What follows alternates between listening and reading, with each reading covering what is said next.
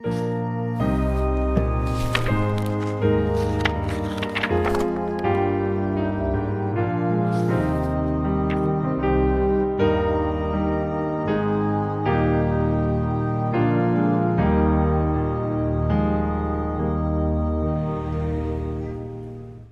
a continuar la serie que empezamos el domingo anterior.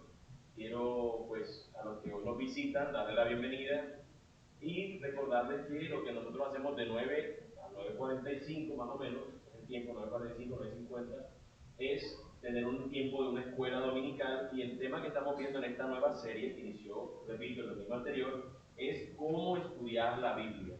Cómo estudiar la Biblia, cómo nos acercamos a la Escritura y cómo hacerlo de manera más precisa y teniendo en cuenta lo que la misma Biblia ha de decirnos o quiere decirnos.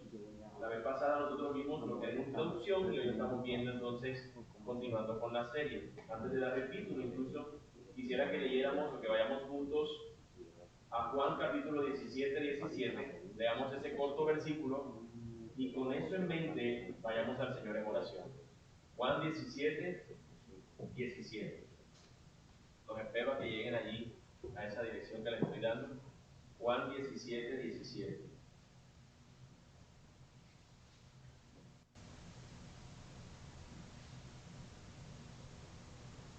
¿Listo? Nos dice la palabra del Señor: santifícalos en tu verdad, tu palabra es verdad. Vamos a orar. Bendito Dios, gracias te damos por tu reunirnos, Señor, en este lugar. Gracias porque es por tu gracia, es para tu gloria, es por tu misericordia, Señor. Es para que nosotros podamos darte alabanza a ti. Es porque somos tu pueblo, tú eres nuestro Señor. Somos tus ovejas, tú nuestro pastor. Es tu palabra, nosotros la escuchamos. Eres tú escuchándonos, nosotros a ti clamándote, Señor. No importa el lugar, Señor, donde tu pueblo se reúne, Señor. Sabemos que lo hacemos en tu nombre. Sabemos que lo hacemos para tu gloria. Sabemos que lo hacemos, Señor, para que tú seas el exaltado y no nosotros, Señor. No el lugar donde nos encontramos, sino tú, nuestro Rey, nuestro Señor soberano. A ti, Señor, solo a ti, nosotros te venimos a adorar. Bendito Dios, perdona si alguno, Señor, incluso ha respondido a tu llamado, Señor, porque un hombre tal vez pudiera ser el protagonista, Señor. Que no a nosotros los hombres sea la gloria, sino a tu nombre sea dada toda la gloria, Señor. En los cielos, en la tierra, debajo de la tierra, Señor, en el mar, en todo lugar, sea tu nombre el exaltado y glorificado. Es tu palabra la que es verdad, Señor. Es tu palabra la que nos santifica y no la palabra de cualquier mortal. Por eso, Señor, nos aferramos a ti y a tu palabra y rogamos, Señor, que en enseñanza ahora, Señor, nosotros busquemos con incesante deseo el aprender, Señor, cómo estudiar tu palabra, cómo acercarnos a ella y buscar, Señor, ser fieles a lo que ella nos dice. Y también, Señor, en el resto del servicio, a través de los cánticos, a través de la dirección de cada lectura, de cada oración, a través también de la predicación de tu palabra, nuestros corazones sean llenos de gozo y pronuncien alabanza a tu santo nombre, Señor. A través de lo que hacemos cuando cantamos, a través de lo que hacemos cuando oramos, a través de lo que hacemos cuando escuchamos, Señor, tu palabra predicada, tu palabra, Señor, expuesta. Así que te rogamos, Dios, nuestros corazones estén preparados para todo eso que queremos hacer, Señor, por amor a tu nombre. En el nombre de Jesús te oramos, oh Dios, dándote gracias. Amén. Amén. La semana pasada nosotros hablamos sobre lo que es la Biblia y por qué podemos confiar en ella. Ese fue el tema que nuestro hermano Juan Camilo, tratando de redondear la idea de lo que él decía, de eso él hablaba. Yo quisiera que nosotros pudiéramos tener en cuenta algunas consideraciones que yo voy a tratar de hacer en algunos casos, pasar un poco rápido algunas partes de esta enseñanza, y en algunas nos vamos a detener un poco para poder encontrar el mayor sentido al asunto. Así que es básicamente la idea que vamos a tener el día de hoy. La idea es que nosotros vimos lo que es importante de la Escritura. No sé si algunos recuerdan que veíamos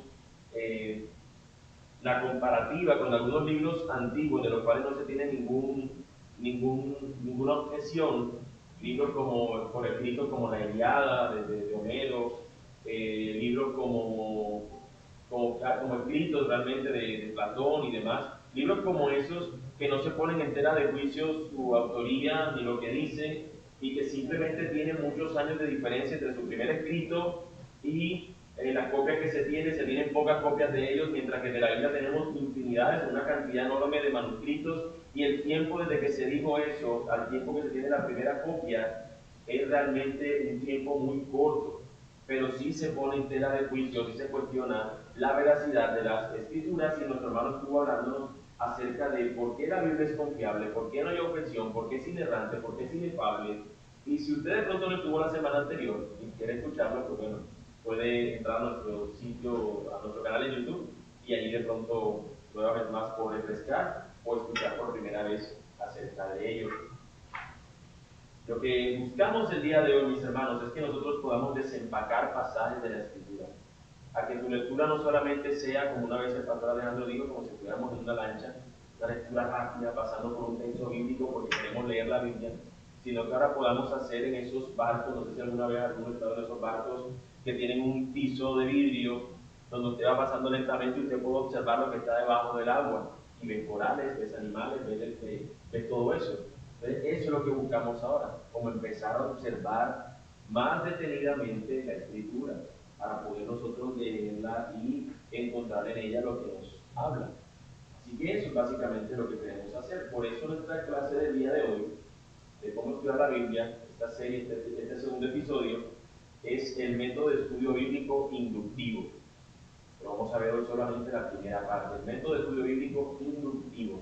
Pasaremos, mis hermanos, por las dos primeras etapas de este método. El método inductivo consta de tres partes. Hoy solamente vamos a ver, ¿cuántas he dicho? ¿Cuántas he dicho? Vamos a ver. Consta de tres partes y solamente vamos a ver dos. ¿Sí? Para que pronto no diga, ¿qué faltó con la tercera? Vamos a ver la siguiente semana. Hoy vamos a ver solo dos etapas o dos primeras etapas de este método de estudio bíblico inductivo. La próxima semana veremos entonces la tercera etapa y trabajaremos juntos en un pasaje de la Escritura para estar estudiándolo juntos. Así que lo primero que quisiera hacer es dar una definición, mis hermanos. Dar una definición. ¿Qué es el método de estudio bíblico inductivo? ¿Qué es el método de estudio bíblico inductivo? Comencemos definiendo nuestros términos, mis hermanos. Vamos a estudiar este método, pero si hay un método bíblico inductivo, inmediatamente nos muestra o nos hace entender que hay un método de estudio bíblico deductivo. Por un lado uno inductivo, por el otro lado uno deductivo. Así que quisiera empezar primero dando a entender o tratando de definir lo que es ese método bíblico deductivo, el que no estudiaremos a profundidad, solamente lo mencionaré. El método de estudio deductivo nos referimos a aquel que empieza de lo general y va a lo específico. Empieza en lo general para abarcar hacia lo específico. Yo explicaré eso más adelante. Quisiera explicarlo con un ejemplo para más o menos tener una idea de cómo funciona el razonamiento deductivo, y quisiera que estuvieran atentos a esto. Pudiéramos decir, todos los hombres son mortales, ¿cierto? Todos los hombres son mortales, eso es una realidad. Mi amigo Alejandro, pastor Alejandro, es un hombre. Y como todos los hombres son mortales, eso nos lleva a la conclusión deductiva de que Alejandro es un mortal. Todos los hombres son mortales. Alejandro es un hombre, como Alejandro es un hombre, entonces Alejandro es un mortal. Ahora, el pensamiento o el razonamiento deductivo de esta forma tiene algunas fallas. ¿En qué sentido? Bueno, fíjense si lo cambiamos a Alejandro por el Señor Jesucristo. Si decimos todos los hombres son mortales, el Señor Jesús es un hombre, por tanto el Señor Jesús es mortal. ¿Eso es cierto? ¿Es Jesucristo un mero mortal? ¿Sí o no? ¿Ustedes qué opinan? ¿Sí o no? No es un mortal nada más, es un Dios. Es Dios. Así que el pensamiento deductivo tiene ciertos problemas cuando simplemente tomamos objeciones. Aquí en este pasaje dice esto, este otro dice esto, combino los dos y ahora tengo este sistema de pensamiento.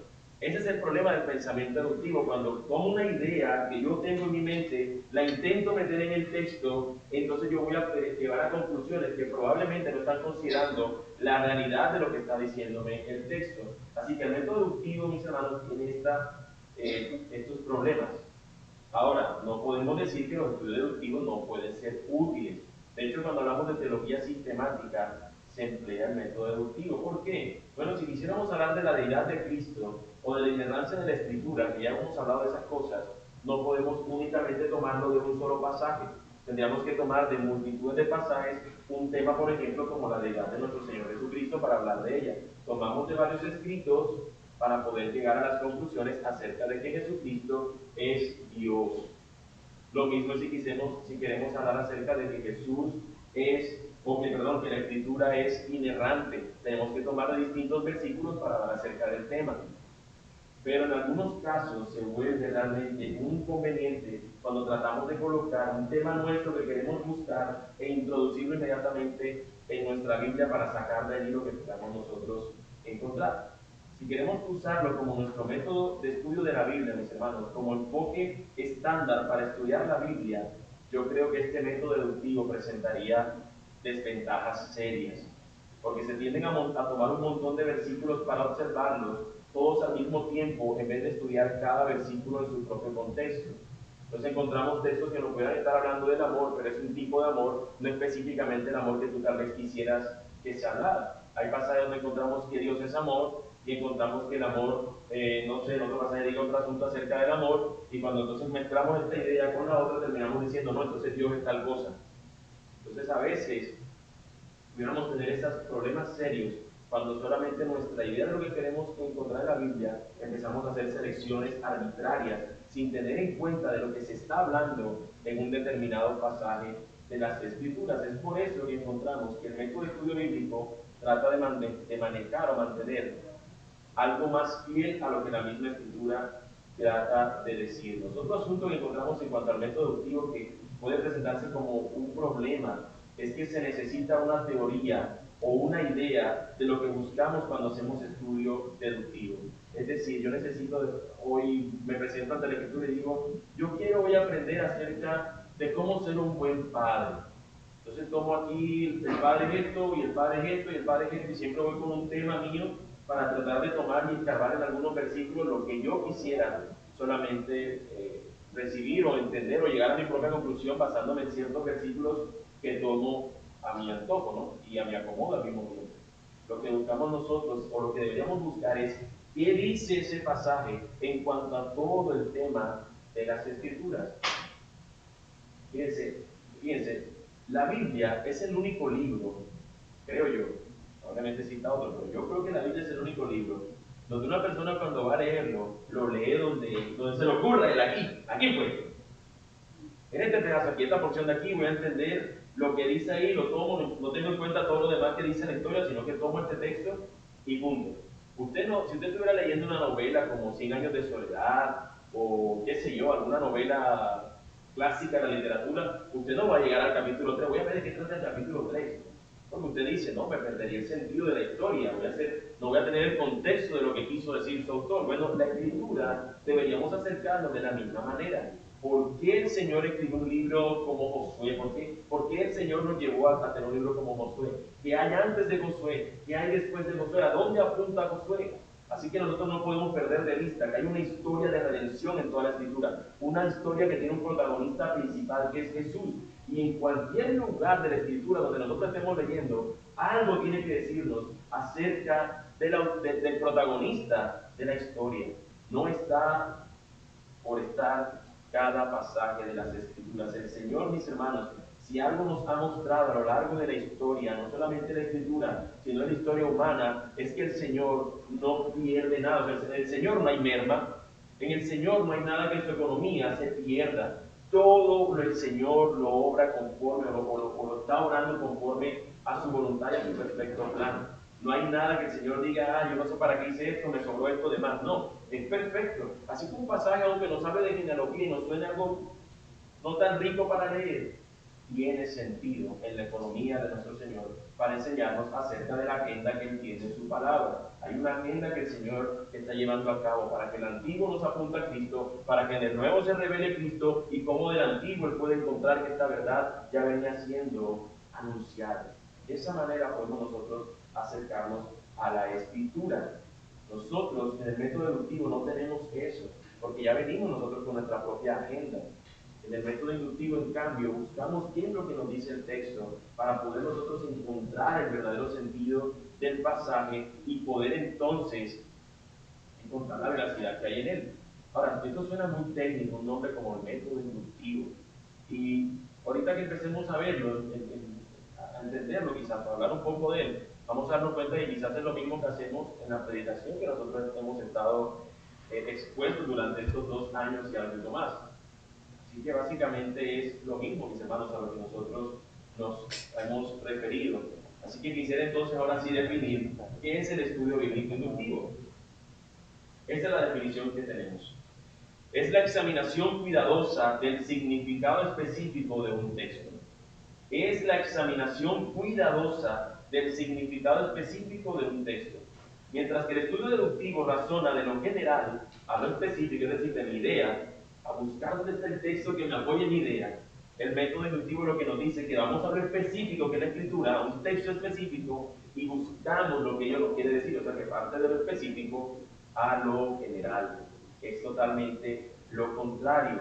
Este método, mis hermanos, examina ya sea un libro, ya sea un texto, ya sea un versículo en particular, buscando entender lo que esas palabras significan. No lo que para nosotros significa, sino entender por qué el Señor lo escribió, a la audiencia original que recibió ese pasaje, qué le quiso decir y cómo luego ese texto nos habla a nosotros, cómo podemos encontrar aplicación para nuestras propias vidas.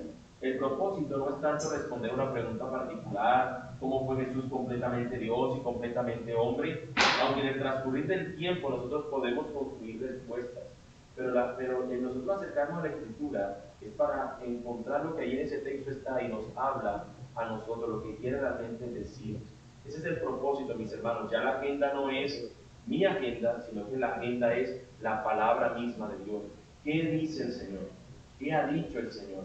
Es incrementar, mis hermanos, nuestra familiaridad con lo que Dios dice, cómo lo dice, por qué lo dice y cómo eso afecta mi vida. ¿Por qué Dios lo dice? ¿Cómo lo dice? ¿Por qué lo dice? Y cómo eso que Él dice afecta mi propia vida, mis circunstancias incluso. Así que, habiendo dicho que, o dado una definición y dado una diferencia, yo quisiera que ahora vayamos ahora sí como a entrar en lo que pudiera considerarse lo que es como tal el estudio bíblico inductivo, y es cómo hacemos un estudio bíblico inductivo. Mis hermanos, voy a buscar algo que necesitamos.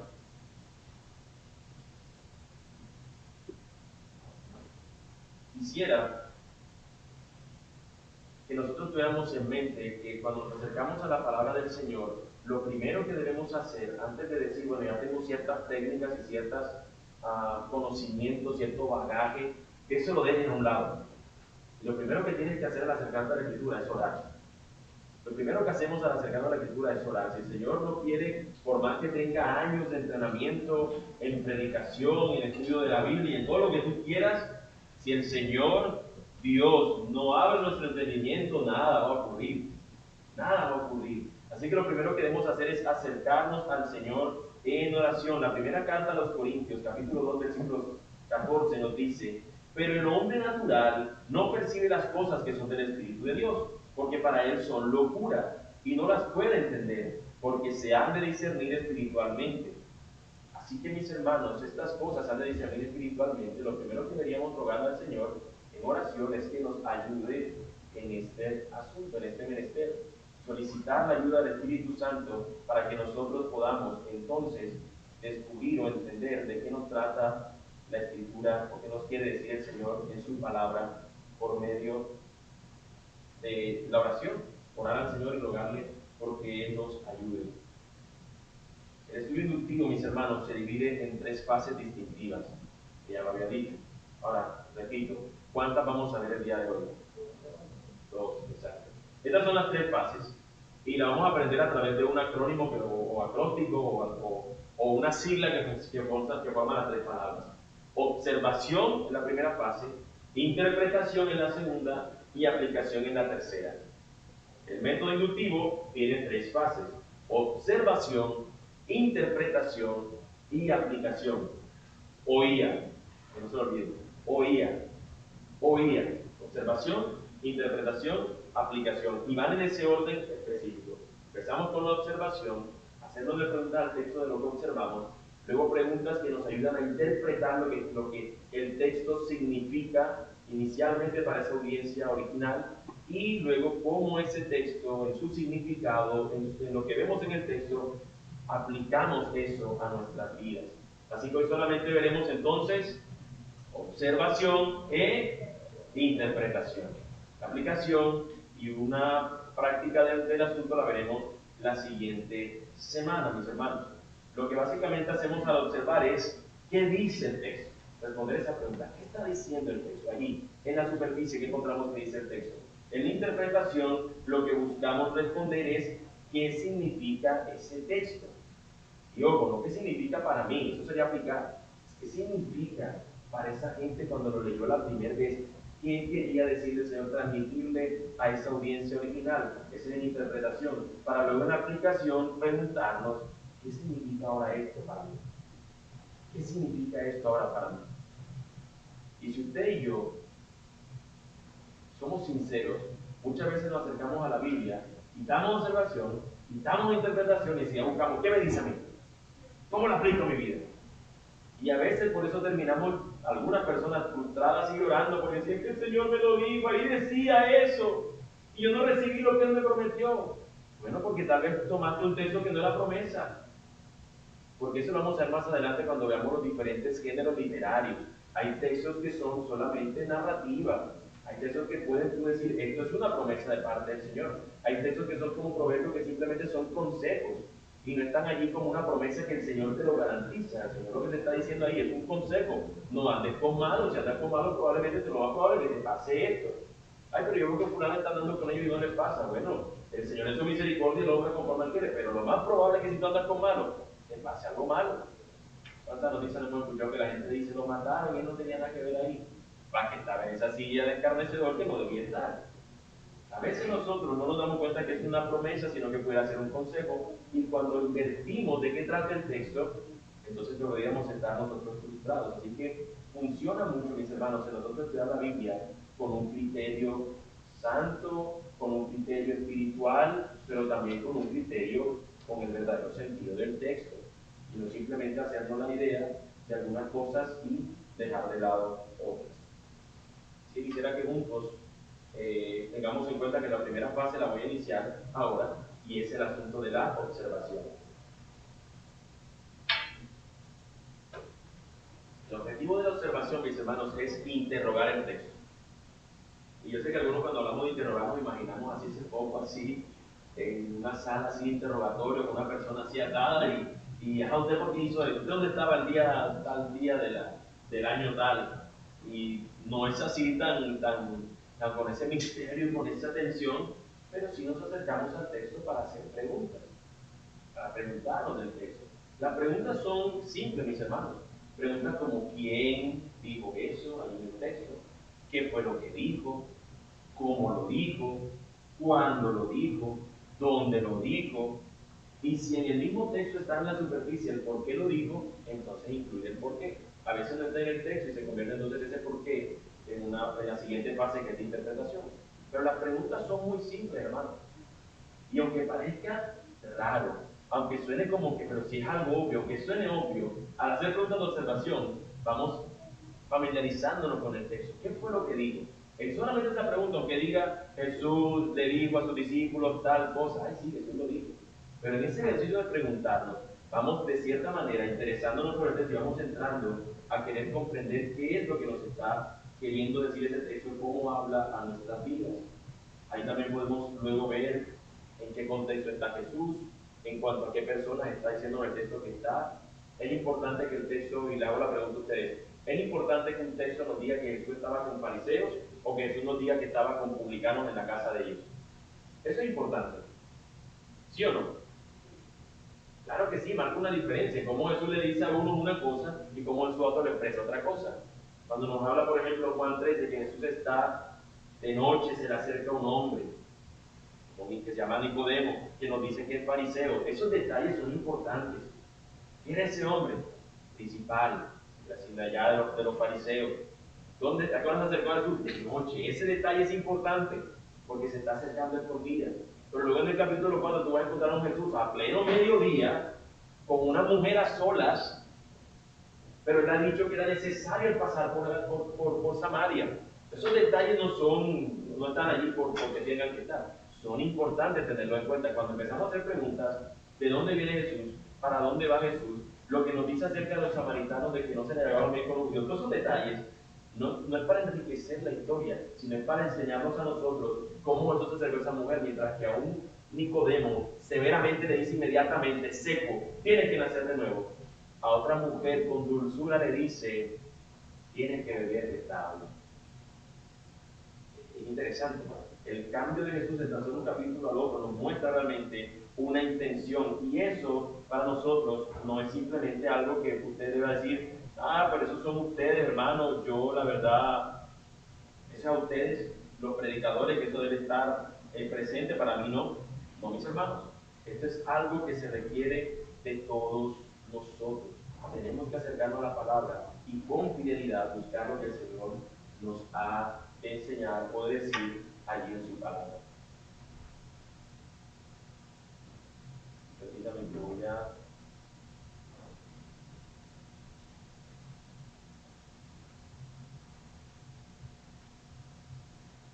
Quisiera hacer una lectura. En un momento no pensaba hacerla, pero considero que es muy oportuna para poder ver el asunto de la observación. Entonces quisiera que ustedes pudieran estar atentos a ella. No tiene nada que ver tácitamente con la Biblia, no tiene nada que ver tácitamente con una persona cristiana, pero sí tiene que ver con el asunto de observar. Y por ese análisis quisiera que solamente escucharan por unos minutos para luego poder continuar. Trata de un estudiante que su profesor le enseñó acerca del asunto de la observación, y este no es más que un hombre de ciencia, y quisiera que estuvieran escuchando. Son algunos, es un poco largo, pero creo que es muy útil. Nos dice, hace más de 15 años entré al laboratorio del profesor Agassiz y le dije que me había inscrito en la Facultad de Ciencias como estudiante de Historia Natural. Él me hizo algunas preguntas respecto al objeto de mi visita, mis antecedentes en general, el modo en el que me proponía usar el conocimiento que pudiera adquirir y finalmente si quería estudiar alguna rama en específico.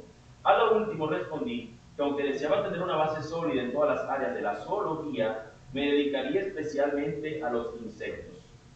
¿Cuándo deseas comenzar?, le pregunta el profesor. El estudiante dice, ahora. Esto le pareció agradable al profesor y con un enérgico ¡muy bien! Tomó de la estantería un enorme frasco de especímenes en alcohol amarillo. Ten este pez, dijo, y obsérvalo. Le llamamos un aemulón. Dentro de un rato te preguntaré lo que has visto. O sea, que el hombre está interesado en la zoología, le colocan un frasco de un pez en una cuestión llena de alcohol, el hombre lo va a observar y él quiere estudiar en los insectos, recuérdalo. Ahora, habiendo dicho esto, lo dejó y quedó con un sentimiento de decepción. El observar un pez no era la tarea de un apasionado entomólogo. En 10 minutos había visto todo lo que podía verse de ese pez y comenzó a buscar al profesor, quien había salido del museo. Cuando regresó después de haberme distraído con los raros animales del departamento superior, encontré que mi espécimen se había secado. Eché algo del líquido sobre el pez, como resucitándolo de un desmayo, y miré con ansiedad el regreso de un aspecto normal y húmedo. Pasado este pequeño incidente, no tenía otra cosa que hacer que volver a observar detenidamente a mi mudo compañero. Pasó media hora, una hora, otra hora, y el pez empezaba a verse repugnante. Lo volteé de un lado a otro, miré su cara asquerosa desde atrás, por debajo, por arriba, de costado, a un panorama de 3/4 igual de asqueroso. Estaba desesperado y pronto decidí que era hora de almorzar, así que con un alivio infinito coloqué al pez cuidadosamente en el frasco y por una hora fui libre. La historia continúa mucho más amplia, pero el hombre empieza a desesperarse y luego va a decir que este pez, ¿por qué me lo ponen a mí allí? Y él empieza a verse como que esto no sirve para nada, y el profesor en el resto del día fue a almorzar, el resto del día el profesor no aparece, sino hasta el día siguiente, y le pregunto, ok, listo, dime qué observaste.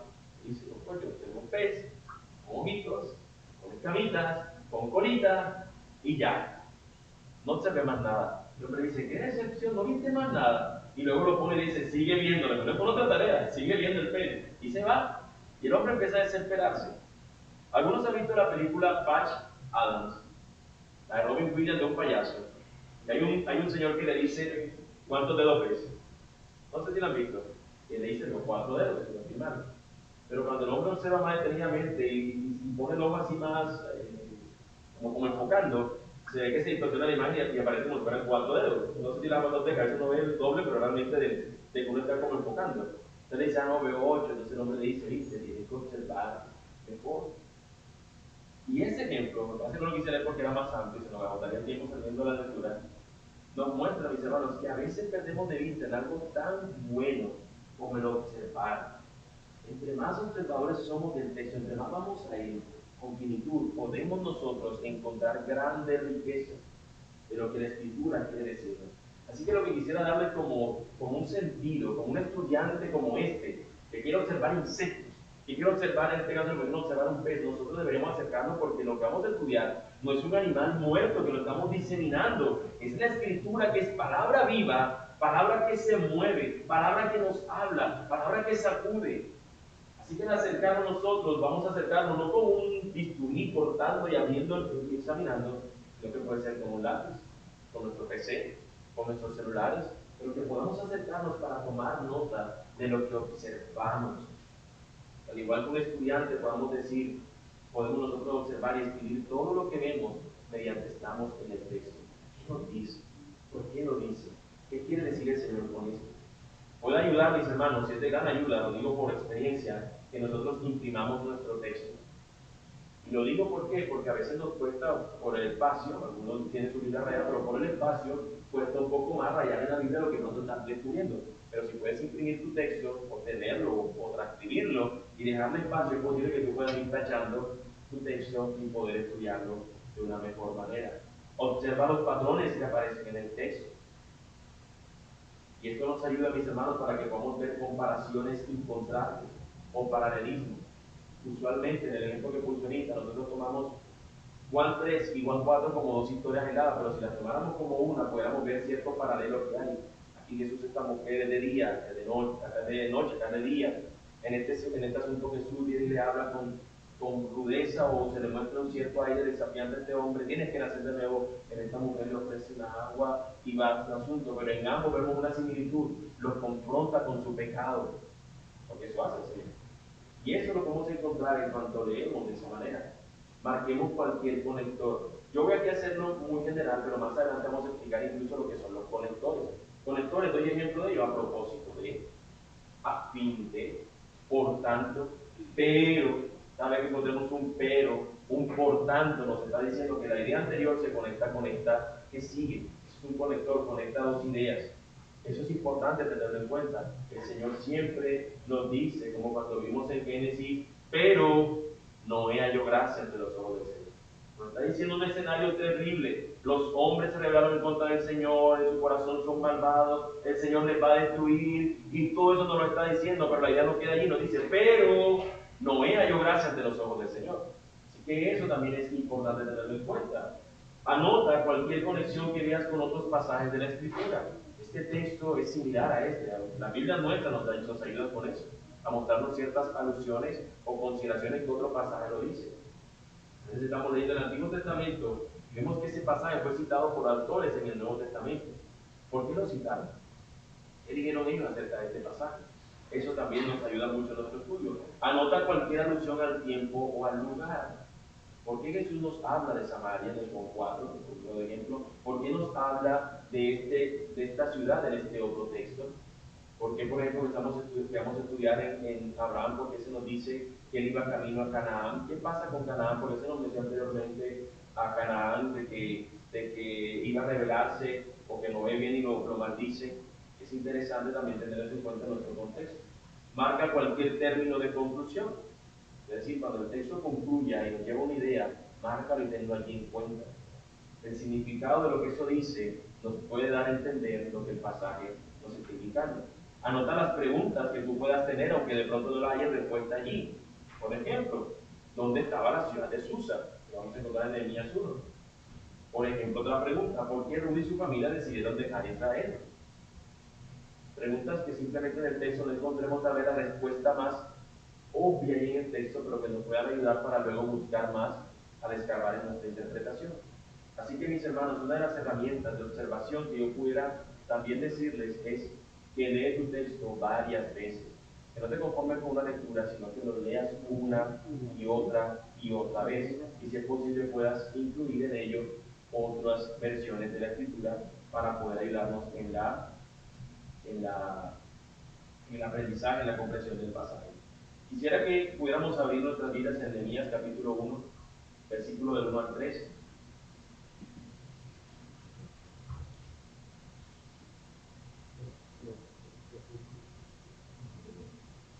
Nehemías 1, versículo del 1 al 3.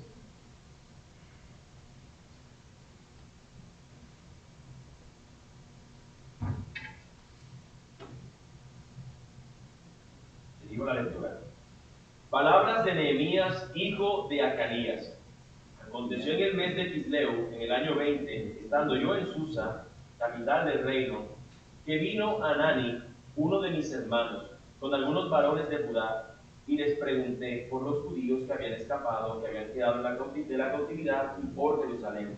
Y me dijeron, el remanente, los que quedaron de la cautividad allí en la provincia, están en gran mal y afrenta, y el muro de Jerusalén derribado, y sus puertas quemadas a fuego. Bueno, voy a tomarme el tiempo que nos queda para hacer dos cosas, pues también explicar lo que es la interpretación, pero hacer brevemente un ejercicio de observación en cuanto a este texto. Y esto no es la gran maravilla, pero haré mi esfuerzo porque se entienda. Quisiera que juntos pudiéramos, ustedes decirme qué preguntas serían de observación en nuestro texto. Recuerden, pregunta de observación, ¿qué nos dice el texto? ¿Qué encontramos allí? ¿Qué preguntas ustedes pueden decir que encontramos allí de observación al observar el texto? ¿Quién habla? ¿Quién habla?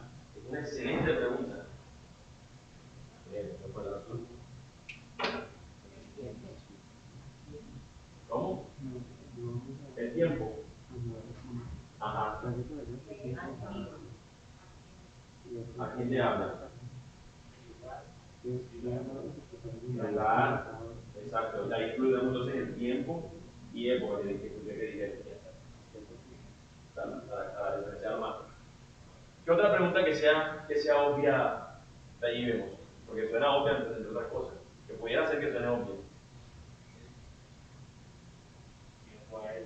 Exacto. ¿Con quién habló él, no? O sea, ¿quién fue él? ¿Con quién habló? ¿Será importante de qué habló o qué le contaron? De dónde venía el hermano, ¿no? El habló del hermano. De dónde venía. Y es importante lo que le contó, ¿no? De hecho, lo que le contó es la idea de todo el texto. El resto del texto se basa en lo que le contaron, el resto de todo el libro.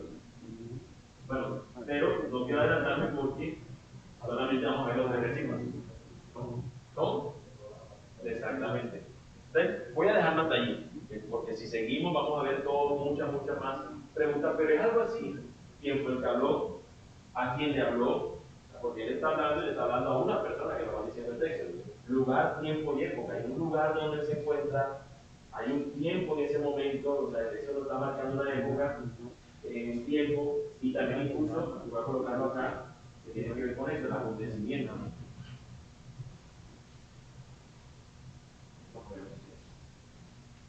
¿Con quién habló? O sea, ¿quién vino a él y con quién él interactuó? ¿De dónde venía esa persona que con él habló y quién le contó de acuerdo al lugar que viene? Suenan cosas sencillas, como que eso ya yo lo veo en el pasaje, pero cuando empezamos a encontrar estas preguntas, vamos a encontrar el sentido del resto del texto. Y nos vamos a guardar de no tomar una porción de Nehemías 4 que diga X cosa y decir, este texto me habla de mi vida. Y lo pegamos en la pagata porque lo interpreté inmediatamente, lo saqué de ahí para que dijera lo que yo quiero que diga. Ese texto está en ese lugar porque tiene que decir esto. Está dentro del plan de redención, no está fuera del plan de redención. Está hablando de una historia concreta. Continúo, mis hermanos. Ahora vamos a ver la interpretación. Habiendo visto más o menos la observación, yo sé que más adelante vamos a seguir practicando mejor. Interpretación. Si la observación, mis hermanos, nos dice o nos dice lo que el texto dice, o nos lleva a que entendamos lo que el texto dice, la interpretación nos dice lo que el texto significa. Una es inmediatamente lo que encontramos ahí, rápidamente. La otra nos apunta a lo que el texto significa. Y ahí es donde empezamos entonces a escarbar un poquito más, con mayor profundidad. Así que las cosas que quisiera darles serán algunos aspectos técnicos, pero trataré de explicarlo brevemente. Lo primero que tenemos que tener en cuenta, mis hermanos, es que hay reglas de contexto. Reglas de contexto.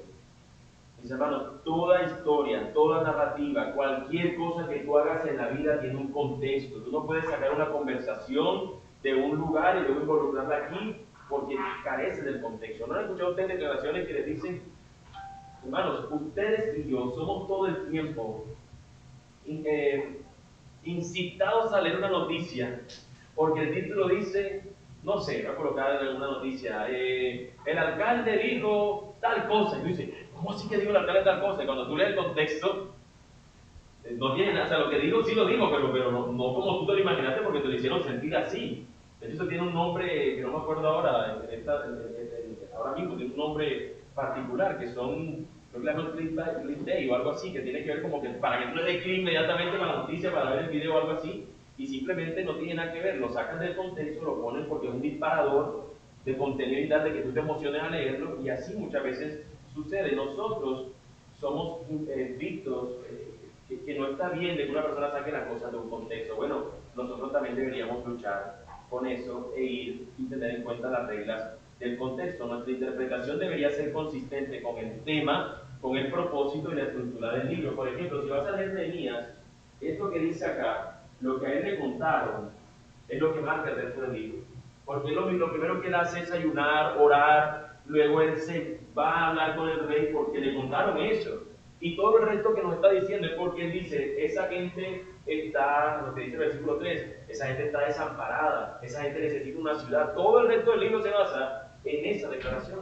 Así que todo lo que vamos a ver es en cuanto a eso. Ese es el contexto y lo que nos dice. Dejemos, mis hermanos, que la Escritura interprete a la Escritura, que es la primera regla de hermenéutica. La Biblia se interpreta a sí misma. Tengamos eso en cuenta. Siempre busque el consejo completo de la palabra de Dios. Hay personas que dicen y leen un pasaje y dicen, wow, ¿esto cómo no lo vieron en 2000 años de historia bíblica? Yo lo acabo de descubrir. Lo más probable es que eso es una herejía. Es lo más probable, porque no es posible que la Biblia de repente el Señor dejó en silencio. Vamos a ver quién lo descubre, vamos a ver quién se gana el premio. Como cuando estamos en una fiesta infantil. Quien encuentre tal cosa, o debajo de su asiento que encuentre un número, se lo ganó. No, mis hermanos, el Señor lo que ha dado, lo ha dado con claridad. Él no ha puesto atajos para algunas personas y para otros se lo ha puesto difícil, ¿no? La Biblia tiene un tema en el cual nosotros debemos decir, es lo que dice la Escritura, lo que la Biblia habla de sí misma. No se trata de que alguno el Señor le va a revelar, porque en el fondo esas personas lo que nos están diciendo es, yo soy mejor que los demás cristianos, a ellos el Señor no quiso hablarle, a mí sí me lo reveló. No es así, mis hermanos.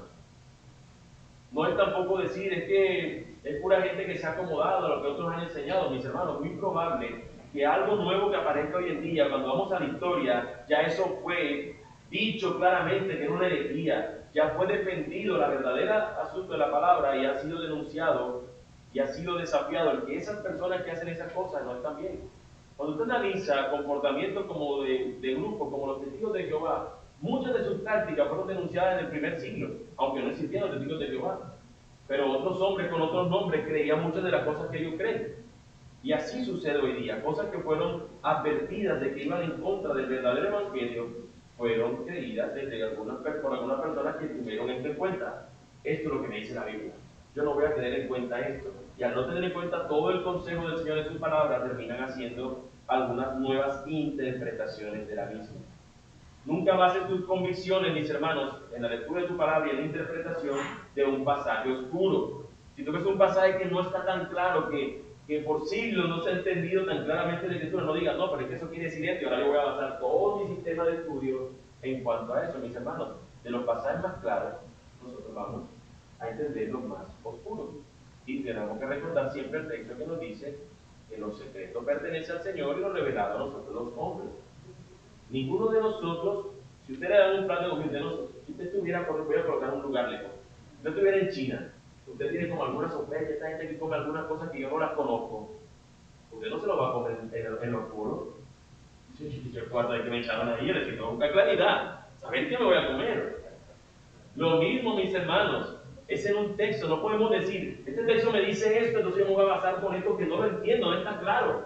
No puedes digerirlo. ¿Cómo pretendes entonces ir con eso que no está tan claro? Vea la claridad, vea lo que sí está más claro. Y con eso podemos nosotros tanto entender tal vez lo oscuro o de a poco ir descansando en lo que el Señor ya nos ha revelado.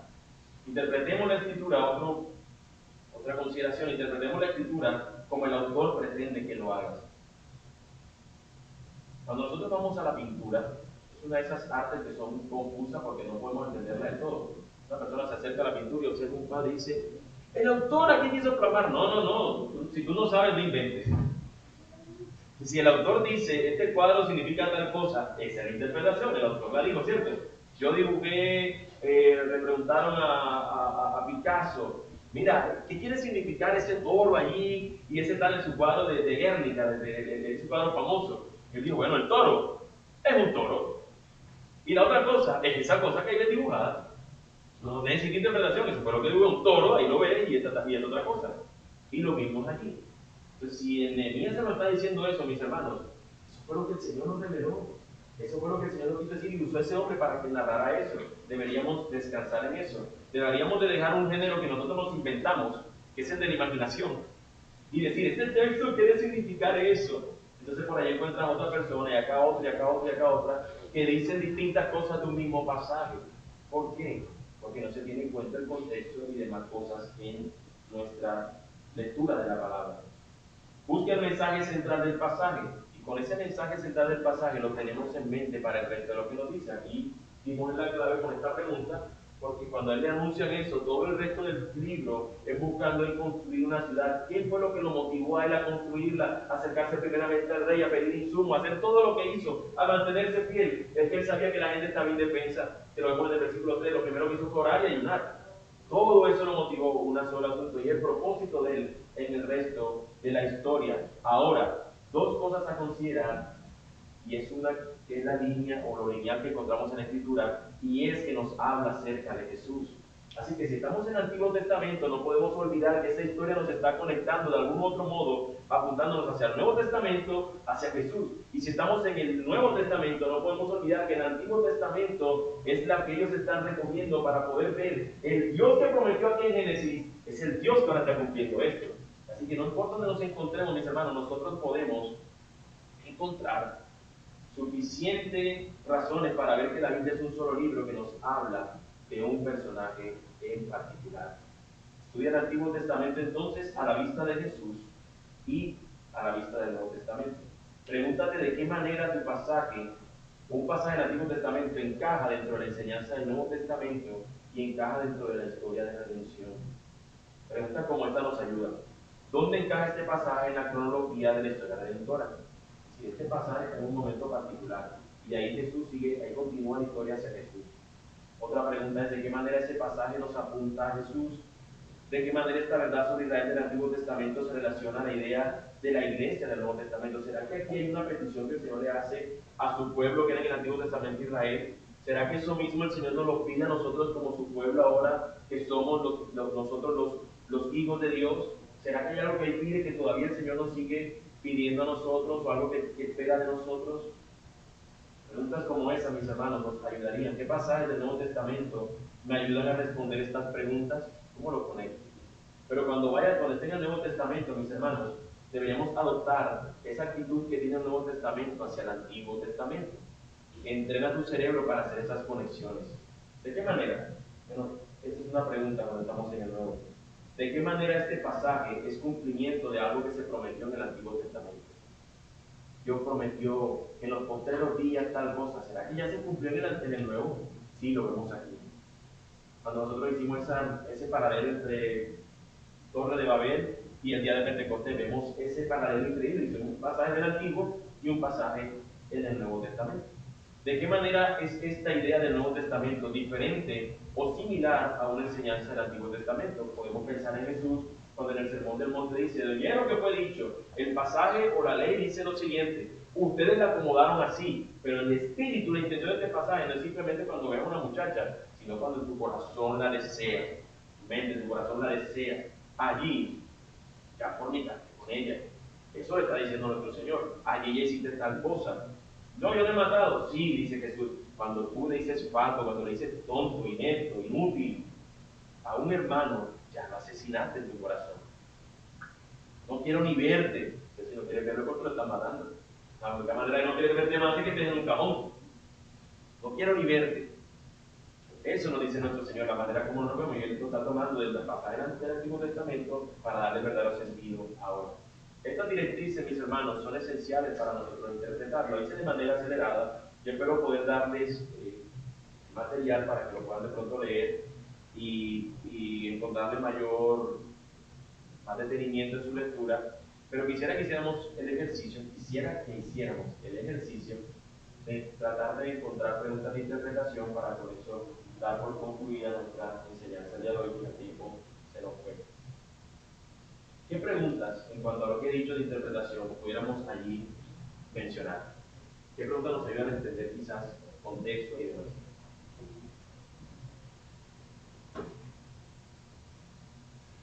Sé que hubiese sido mejor que hubiesen tenido un tiempo para pensarlas, pero tenemos Nehemías 1, del 1 al 3. Voy a leerlo solamente y en eso respondemos. Palabras de Nehemías, hijo de Acalías. Aconteció en el mes de Kisleo, en el año 20, estando yo en Susa, capital del reino, que vino Ananí, uno de mis hermanos, con algunos varones de Judá, y les pregunté por los judíos que habían escapado, que habían quedado de la cautividad, y por Jerusalén. Y me dijeron: el remanente de los que quedaron de la cautividad allí en la provincia están en gran mal y afrenta, y el muro de Jerusalén derribado, y sus puertas quemadas afuera. Nosotros nos preguntamos: ¿quién era el que habla? ¿Quién es el que habla? Nehemías, ¿no? ¿A quién le está hablando él? Esta pregunta es importante porque les digo, mis hermanos, él está hablando, o el que está narrando esto, ¿es el mismo Nehemías o es otra persona? ¿Quién hemos dicho que está hablando? O sea que la audiencia a la que él está hablando principalmente es a qué, ¿la de otro tiempo o a la de su tiempo? A la de su tiempo, porque él le dice, él está narrándolo a sí mismo, así que obviamente tenemos que es a su misma gente de su tiempo. O sea que todo el mundo de los que están escuchando la historia sabían de que el pueblo se encuentra cautivo uno en una ciudad donde se encuentra, que eso es lo que tenemos que tener en cuenta. Él está cautivo, como está diciendo el texto, yo me encuentro en otra ciudad, y nuestra gente que se quedó están allá desprovistos, desamparados, no tienen nada que hacer, son un blanco fácil. Ellos están allá desprovistos. ¿Qué hace Nehemías? ¿Qué hace tal vez no con Nehemías? Bueno, no tenemos mayor asunto que encontrar allí, pero si continuamos leyendo el texto, vamos a ver que este hombre lo que le dijeron lo conmueve. Y lo que hace ese hombre ahora es ir a rogar al rey por estas personas para que puedan ser ahora protegidas, para que pueda reconstruirse su muro, su ciudad. Nosotros no pudiéramos vernos como Nehemías diciendo: ay, cuando alguien me cuenta un problema a mí, yo me pongo como Nehemías y oro por él. Lo primero que deberíamos ver es cómo ese pasaje nos ayuda a conectarnos con Cristo. ¿No? Exactamente. Podemos verlo a nosotros, a un Señor, a uno que dejó un trono, porque vamos a empezar a hacer como que era el copero del rey.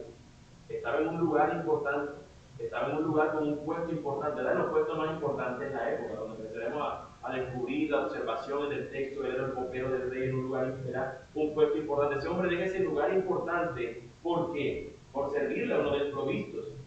¿Quién dejó su lugar de gloria para servirle a unos necesitados que no tenían protección, que estaban sin cuidado? ¿Quién fue el que lo hizo? Entonces, nuestro pasaje no principalmente nos está hablando que yo soy Nehemías llorando y sufriendo por otro, sino que nos muestra a un Jesús, siervo sufriente, que viene al rescate de aquellos necesitados y que hace todo lo posible por restaurar ahora nuestra ciudad celestial, porque estamos cautivos. Entonces, eso lo dice a grosso modo, pero el asunto es que siempre nos apunta, hermanos, a Cristo Jesús nuestro Señor. Yo sé que el tiempo se nos ha ido. Si alguno tiene pregunta, por favor apúntela. Ya no podríamos responder ahora, pero por favor apúntela. Escríbela si es necesario por el WhatsApp. Tendremos la segunda parte, así que la vamos a contestar. Tenemos la segunda parte, recuerden que no hemos terminado lo del método inductivo, y ya sería nuestro lugar de reunión habitual donde estaríamos allí y pudiéramos, o esperamos que podamos responderlo. Vamos a hacer también un ejercicio de todo esto, así que allí van a haber más preguntas y podemos desarrollarlo. Entonces, mis hermanos, hemos llegado al final, vamos a orar y preparémonos para continuar en el servicio. Amado Dios, tú eres bueno, Señor. Tu misericordia, Señor, es para siempre. Señor, yo sé que para nosotros es realmente un asunto que se puede tornar difícil en algunas ocasiones, Señor, para poder entender tu palabra, para poder escudriñarla, Señor, a profundidad, o poder, Señor, entender lo que tú quieres hablarnos de tu palabra.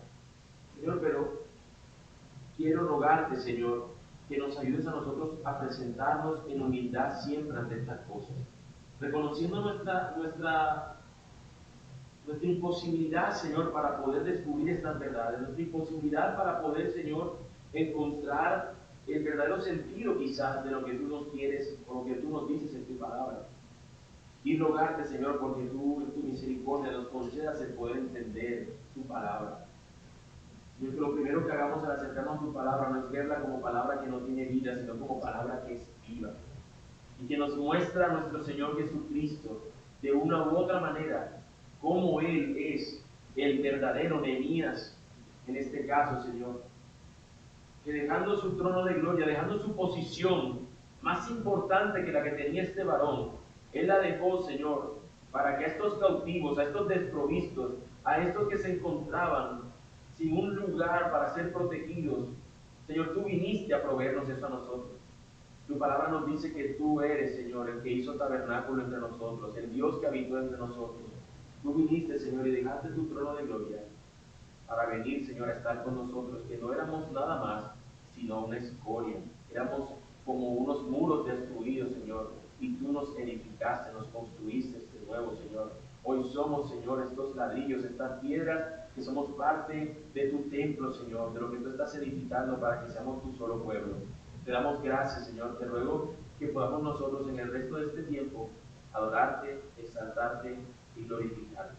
Y Dios, te lo pedimos en el nombre de Jesús, nuestro amado Señor.